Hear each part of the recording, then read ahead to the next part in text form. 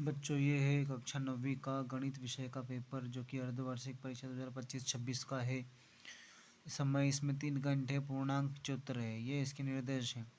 बच्चों अगर आपको भी ऐसे पेपर यहाँ पर चाहिए, वो भी उत्तर सहित हल सहित, तो इस चैनल को सब्सक्राइब करो और वीडियो को लाइक शेयर करो। तो बच्चों बिना समय गंवाए हुए अपन आगे बढ़ते हैं। सही विकल्प चुनकर लिखिए। रैखिक समीकरण y बराबर 3x प्लस 5 का हल, तो एक अपरिमित रूप से अनेक हल। वृत्त की सबसे बड़ी जीवा क्या होती है? व्यास। किसी चतुर्भुज के सभी अंतःकोणों का योग 360 डिग्री होता है। समान आकार के व समान माप वाली आकृतियाँ सर्वांग सम होती है। इसमें से √15 √16 जो है ये परिमेय संख्या है। शून्य बहुपद की घात क्या होती है? अपरिभाषित संख्या। फिर बच्चों आपके आ जाते हैं रिक्त स्थान। चक्री समांतर चतुर्भुज आयत होता है। समकोण की माप 90 डिग्री होती है। यहाँ पे जो इसका x की घात 3 का गुणांक 3 है। दो चरों वाले एक घात समीकरण को रैखिक समीकरण कहते हैं। यदि किसी त्रिभुज की तीनों भुजाएं ए बी सी है तो उसका अर्ध परिमाप A B C a + b + c भागित 2 हो जाएगा। बिंदु को मूल बिंदु कहते हैं। उसके बाद में बच्चों आपका ये सत्य असत्य।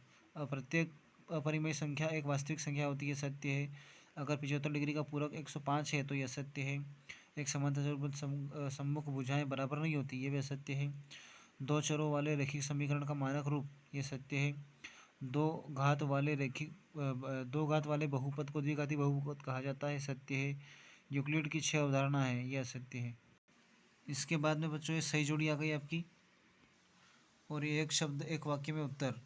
यूक्लिड को कोई एक अवधारणा लिखिए। तो यूक्लिड की एक अवधारणा आपके प्रत्येक दो भिन्न बिंदुओं से होकर एक अद्वितीय रेखा खींची जा सकती है।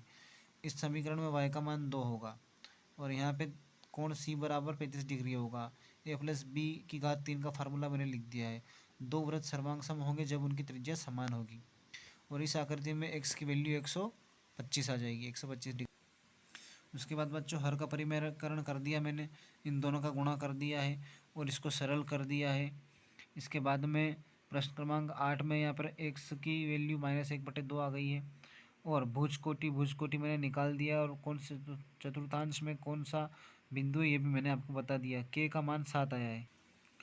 यहाँ पे दो हल निकालने थे, तो एक बार तो 0 रख दिया, एक बार 1 रख दिया, तो दोनों बार हमारे एक हल आया 0,7, एक आया 1,5।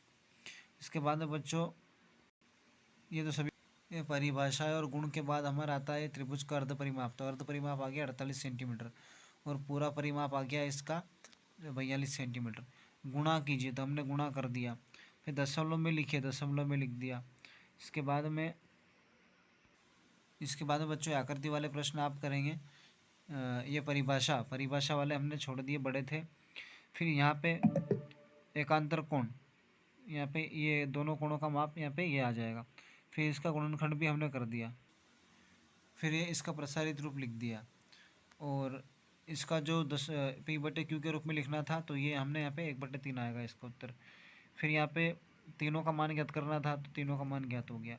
और ये जो बड़े प्रश्न हैं इनके उत्तर ये मिल जाएंगे आपको यहाँ पे। तो यह था बच्चों कक्षा 9वीं का पेपर गणित का।